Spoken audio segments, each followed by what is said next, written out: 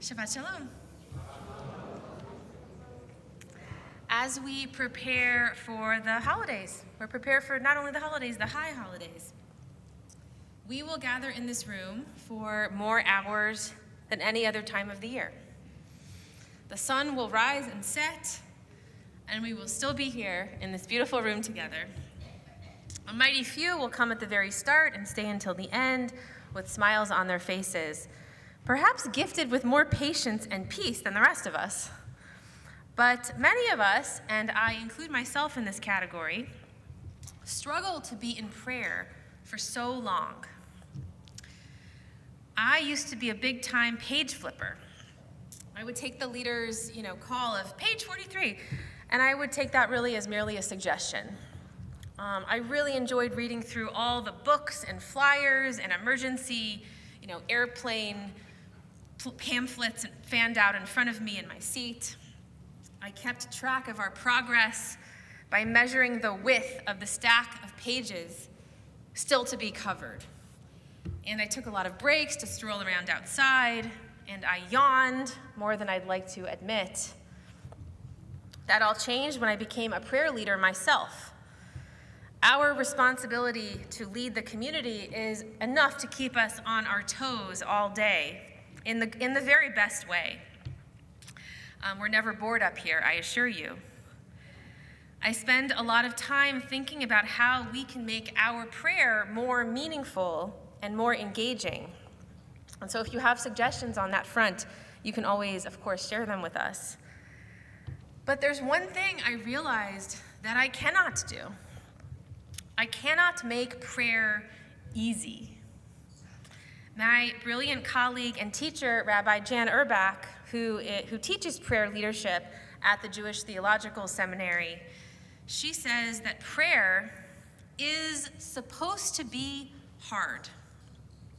She would even say, that's the point. I want to share some words of her teaching on the question of prayer and what is prayer, what is it supposed to be. She says that authentic prayer, especially transformational prayer, takes time.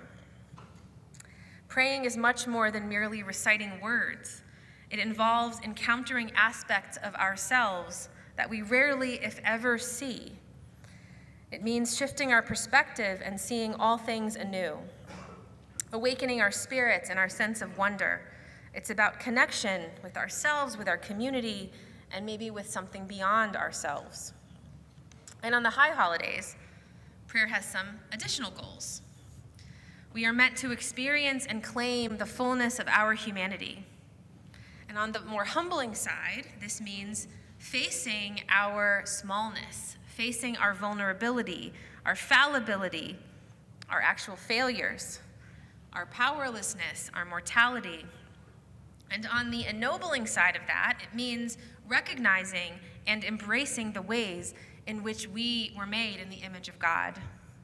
Our inherent dignity, our unique value, our agency and our responsibility, our belovedness, our resilience and our strength. We are reminded that we are not supreme and we are not alone. The liturgy helps us to remove at least to pierce that protective armor of ego, that self-deception, that rationalization, external and internal makeup, posturing, or shame, whatever keeps us from seeing ourselves as we really are. And second, that sounds hard to me, first of all. That sounds hard. That is part of what makes prayer hard. And moreover, on the high holidays, the arc of the liturgy from Rosh Hashanah through Yom Kippur imagines that our prayer may inspire God to leave Kiseh Hadin, to leave the throne of judgment, and to ascend Kiseh HaRachamim, the throne of compassion and kindness, in order to give us forgiveness, to give us life, to give us a second chance. But whatever we believe or don't believe about God, ideally our prayer will have that same effect upon us. Ideally, it will help us to push past our own harsh judgment of self, of others, and to accept the gentleness and tenderness within. which this may enable us to seek and to offer forgiveness. This may let us lay the foundation for our own growth and change. This, too, could bring us life and a second chance. And all of this work there is to do, is the real reason why services are so long. Moments like that aren't easy to come by, and they don't happen in a few minutes or even a couple of hours. In reality, I hope this won't upset anyone to hear, but in reality, we could get through the required liturgy in a fraction of the time, but then very little would get through to us.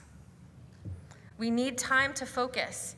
We need time to get past our resistance, to delve deeper, to connect.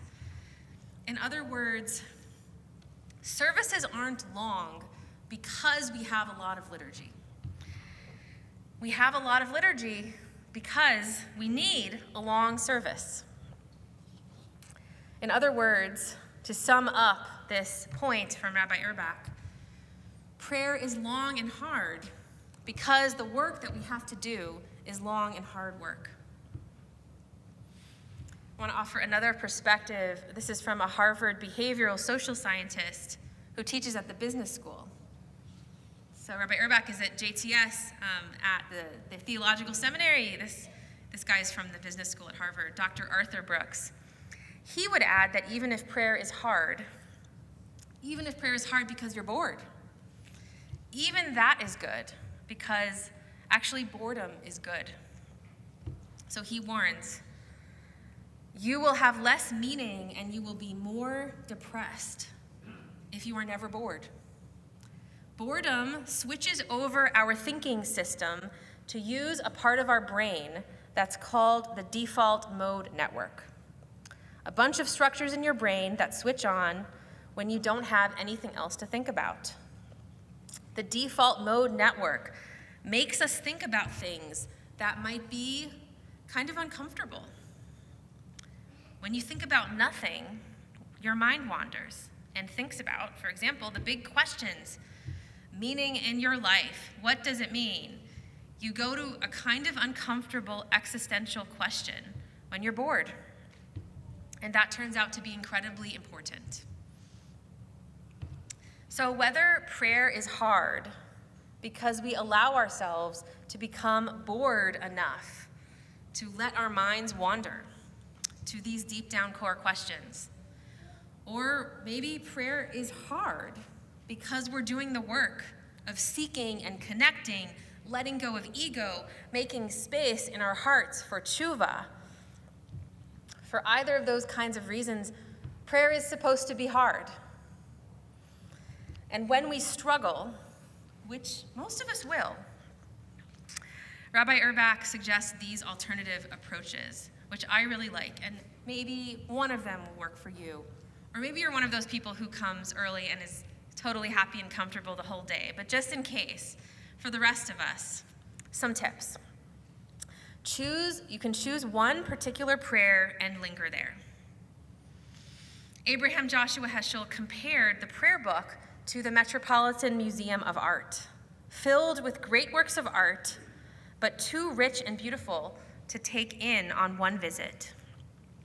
So, just as some people may go to the Met to spend time with a single painting or in a single gallery, you may find that one or more particular prayers speaks especially powerfully to you. And if so, don't feel pressured to push forward with the congregation.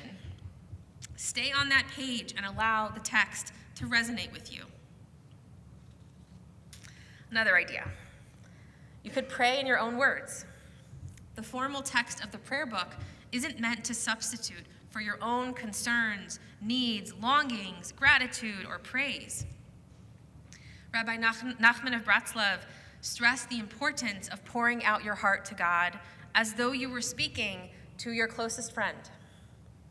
You should feel free to put down the book, whatever we're saying up on the bima, I'll add, whatever page we're calling, you should feel free to put down the book and say whatever's on your mind and in your heart. You can do that silently or quietly. You can step out for a few minutes to a private place or take courage and comfort in the company of the community. Okay, so choose one prayer and stay on it. Pray in your own words. Another idea, read something else for a few minutes. Has anyone here, by the way, has anyone here brought a book to shul for the high holidays? I know some people do. It's not something, oh, I see a hand. Great, it's a young person who has the courage to admit that you bring a book to shul, another book besides the prayer book. If you find yourself distracted or alienated, wander into the margins of the page. You can bring your own book, or you can actually look. This is our Shabbat prayer book, but it's the same with our Machzor. We have the main text here. In Hebrew and English, transliteration, there's a lot of material in the margins. And this is a new edition of the Siddur, and our Machzor is also a relatively new edition. So there's a lot of really engaging material in the margins for a reason. Another thing you can do, meditate or sit in silence. Prayer happens not on the page only, but in the heart and the mind and the soul, and not always in words. Feel free to close the book, close your eyes, and open the reflective space within. Another option, you can sing. Singing can do for the heart and soul what a therapeutic massage does for the body, loosening up the places of pain and tension and allowing us to be more in tune with ourselves. Singing has a way of bypassing some of our defenses, so just join in. It doesn't matter if you know the tune or if you don't, if you sing the words or if you just hum or chant along, or even if you stay in pitch or not. And the last suggestion is to listen. You may choose to simply listen for part of the service, perhaps closing your eyes and letting all the sounds of prayer wash over you. Melodies, words, mumblings, sighs, page rustlings. Active listening can take you out of your own concerns and connect you with something larger. See if you can feel a moment of capaciousness, the ability to hold more love and compassion for those you know and for those you don't. All this to say that prayer is worth it, even when it's hard, and maybe especially when it's hard, and even when we're bored, and maybe especially when we're bored. So I hope for us that we give ourselves the gift of prayer this holiday season. Meet you here in 2.5 weeks, if you can believe it. Shabbat Shalom.